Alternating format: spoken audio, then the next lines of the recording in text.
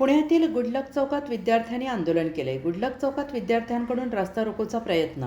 चिमुकलीला न्याय मिळावा यासाठी अखिल भारतीय विद्यार्थी परिषदेच्या विद्यार्थ्यांकडून घोषणाबाजी करत आंदोलन करण्यात आले।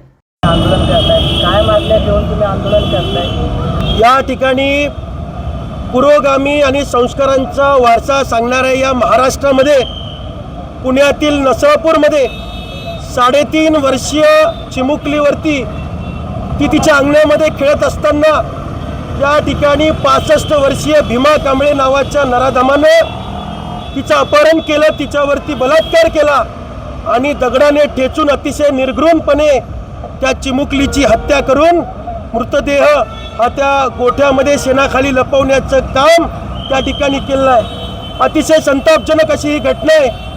या महाराष्ट्रामध्ये वारंवार किती वेळा आम्ही आता आमच्या माता भगिनींवरचे अत्याचार सहन करणार आहोत। याआधी माळुंगेमधला प्रकार आपण बघितला, मालेगावमधला प्रकार आपण बघितला। वारंवार अशा घटना जर या महाराष्ट्रामध्ये घडत असतील तर कायदा आणि सुव्यवस्थेवरचा प्रश्न हा या जनतेमधला वाढत जाईल। शिवशाहीच्या गप्पा मारणारे महाराष्ट्र शासनातले मंत्री अधिकारी, शिवशाही आणण्याचा दावा करणारे गृहमंत्री अशा घटनांवरती आज गप्प बसलेले आहेत। त्या ठिकाणी आपण बघतोय SITची स्थापना झालेली आहे, फास्ट ट्रॅक कोर्टात हे प्रकरण चालणार असं सांगण्यात येत आहे। परंतु याआधी देखील अशा घटना झाल्या, फास्ट ट्रॅक कोर्टामध्ये त्या दाखल देखील झाल्या, परंतु त्याच्या पुढे काय झालं? त्यामुळे आम्ही अखिल भारतीय विद्यार्थी परिषद म्हणून आता सर्व जिल्ह्यांमध्ये वेगवेगळ्या ठिकाणी आम्ही निषेध करतोय। पीडितेला न्याय मिळाला पाहिजे।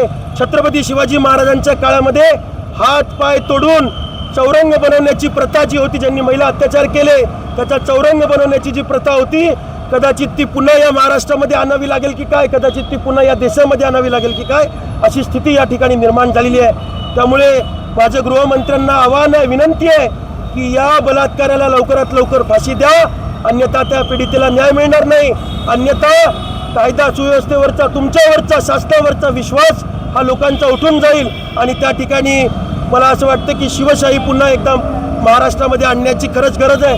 त्यामुळे आज आम्ही रस्त्यावरती उतरलेलो आहे। चिमुकलीला न्याय मिळाला पाहिजे। पुण्यासारख्या ठिकाणी महाराष्ट्रामध्ये त्या ठिकाणी रात्री महिला सुरक्षित नाहीये, कोणी बाहेर रस्त्यांवर एकटी महिला जाऊ शकत नाहीये, भीतीचं वातावरण त्या ठिकाणी आहे। पोलीस प्रशासनाचं अपयश नाहीये का मग? 100% आमचा असा आरोप आहे की हे न्याय व्यवस्थेचं आणि पोलीस प्रशासनाचंच अपयश आहे। त्यामुळे कुठेतरी 4 वर्षांच्या या चिमुकलीला खातं कमी पडतंय का कुठं? नाही, कुठेतरी याचं आत्मचिंतन गृह खात्याला करावं लागणार आहे। तो व्यक्ती, त्याच्यावरती आधी 3 महिलांवर अत्याचार करण्याचे आरोप झालेले आहेत। मीडियाच्याच माध्यमातून आम्ही ऐकतोय की त्यांनी त्याच्या पुतणीवरती अत्याचार केलेला आहे, त्यांनी त्याच्या आधी एका त्या एरवड्यातल्या कुठल्या तरी महिलेवरती अत्याचार केलेला आहे। मग त्याच वेळी त्याच्यावरती कठोर शासन झालं असतं, त्याच वेळी त्याच्यावरती कारवाई झाली असती तर आज ही 4 वर्षांची चिमुकली आपल्यामध्ये जिवंत असते। जिने अजून संपूर्ण जग देखील बघितलं नाहीये, जी अजून फक्त 3.5 वर्षांची त्या ठिकाणी होती, अजून तिचे स्वप्न, तिच्या परिवाराचे स्वप्न जे आहेत ते हिरावून घेण्याचं काम त्या 65 वर्षीय भीमा कांबळे नावाच्या नराधमाने केलेलं आहे। त्याला जगण्याचा कुठलाही अधिकार नाही आहे। त्यामुळे गृह खात्याने याच्यावर कठोरात कठोर कारवाई करावी, त्याला फाशी झालीच पाहिजे अशी मागणी अखिल भारतीय विद्यार्थी परिषदेच्या माध्यमातून आम्ही करतो। आज महाराष्ट्रामध्ये कुठला जिल्हा असा राहिला नाही की जिथे महिलांवरती अत्याचारांच्या घटनेमध्ये मोठ्या प्रमाणावरती वाढ होताना दिसते। परंतु अद्याप देखील महिला आयोगाचे जे अध्यक्ष रिक्त असल्याचं जाणवतं, अद्याप देखील कुठल्याही महिलेची त्या ठिकाणी बोलणे लागलेलं नाही। काय वाटतं या घटनेचा विचार करता लवकरात लवकर त्या ठिकाणी महिलांची नेमणूक करण्यात यावी का आणि या पीडितेला न्याय मिळाला? आज जर तसं बघितलं तर शिवाजी महाराजांचा काळ आपण बघितला तर अशा प्रकारचा जो पण व्यक्ती हिंमत करायचा त्याचा चौरंग करण्याची प्रथा होती।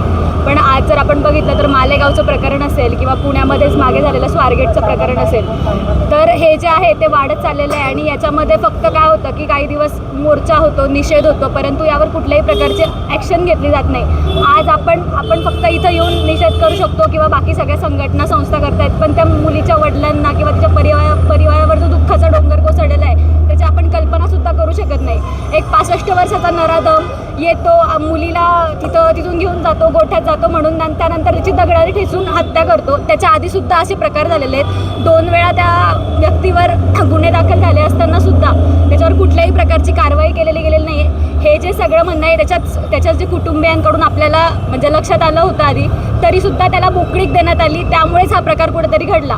हे न्यायव्यवस्थेचं अपयश मी असं म्हणेल. आणि अजूनसुद्धा जर समजा काही त्याच्यावर कारवाई करायला जमत नसेल, मी तर म्हणजे त्याला फाशी न देता त्याला सगळ्यांच्या हवाली करून त्याचा सुद्धा तो त्याच लायकीचा आहे की त्याला त्या मुलीला जशी त्याने तिची निर्गुण हत्या केली दगडाने ठेचून, त्या माणसाची सुद्धा तशीच निर्गुण हत्या केली पाहिजे. तेव्हाच त्या मुलीला कुठेतरी न्याय मिळेल, कारण त्याला जगण्याचा कुठलाही अधिकार नाही आहे असं मला वाटतं.